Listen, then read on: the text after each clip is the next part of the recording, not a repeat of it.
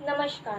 6 AM news time से मैं करिश्मा गांधी। पाकिस्तान से आए करीब 150 हिंदू परिवारों को अब तक भारत की नागरिकता प्राप्त नहीं हुई है। बिना बिजलियों के झुंगियों जैसे इलाकों में रहना पड़ रहा है। नागरिकता कानून बनने के बाद पाकिस्तान से भारत आए करीब 150 हिंदू परिवार और पूरे दिल्ली में 750 परिवारों को अब तक भारत की नागरिकता प्राप्त नहीं हुई है। यह परिवार यमुना नदी के किनारे मजनू का टीला नाम की एक बस्ती में रहता है। कीचड़ से लथपथ सकरी गलियों में लकड़ी एवं टीन की बनी झुग्गियों में इन परिवारों को रहना पड़ रहा है। जिस दिन सदन में नागरिकता संशोधन कानून पारित हुआ था, उसी दिन वहां दिसंबर में एक बच्ची ने जन्म लिया। इस खुशी में पाकिस्तान से आए हिंदू परिवार ने उस बच्ची का नाम नागरिकता रखा, जो कि 8 महीने की हो चुकी है। यह परिवार उसी बस्ती में रहता है। इस इलाके के साथ ही दिल्ली में आदर्श नगर, रोहिणी, सिग्नेचर ब्रिज और फरीदाबाद में भी पाकिस्तान से आए हिंदू परिवार रहते हैं। इस परिवार की कुल संख्या 750 है। यमुना नदी के किनारे बने मजनू का टीला गुरुद्वारे और चंदीराम आंकड़े के बीच जमीन का एक टुकड़ा है। बीते कई सालों से बेहद अमानवीय स्थिति में गुजार कर रहे इन परिवारों की स्थिति बहुत ही बदतर है। इन्हें उम्मीद थी कि नागरिकता कानून पारित होने के बाद इनको बहुत सी अधिकार मिलेंगे, लेकिन अब तक इन परिवारों को बिजली तक की व्यवस्था नहीं प्राप्त हुई है।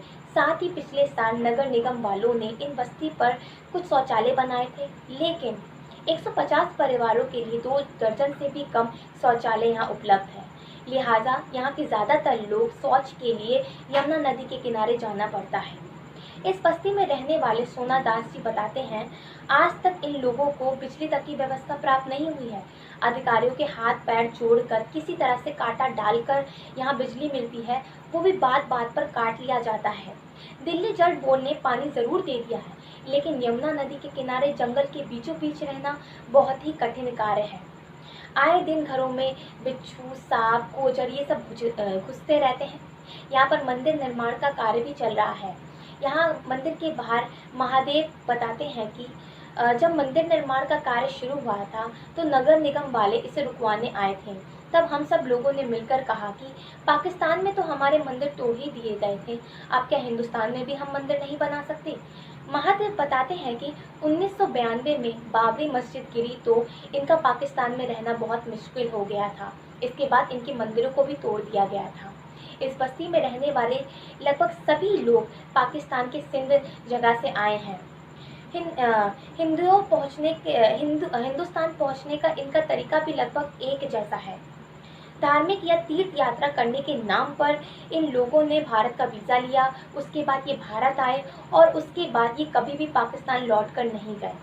सोना दास जी यहाँ पर 2011 में आए थे और इनके साथ कुल 27 परिवार के 142 लोग यहाँ पर आए थे।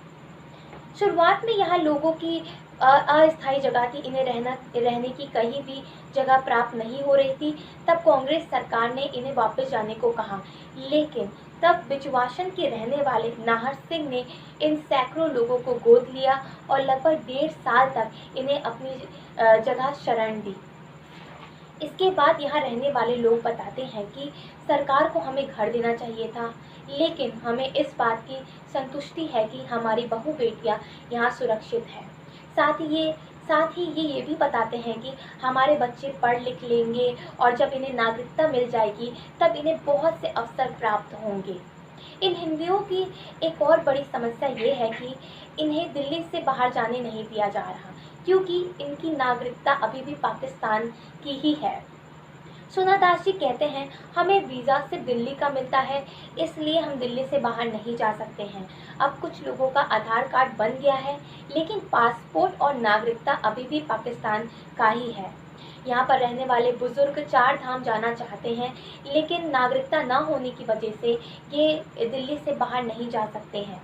नागरिकता न होने की वजह से यहाँ के रहने वाले लोगों को सरकारी नौकरी नहीं मिलेगी, ना ही यहाँ पर रहने वाले बच्चों को कोई भी छात्रवृत्ति मिलेगी।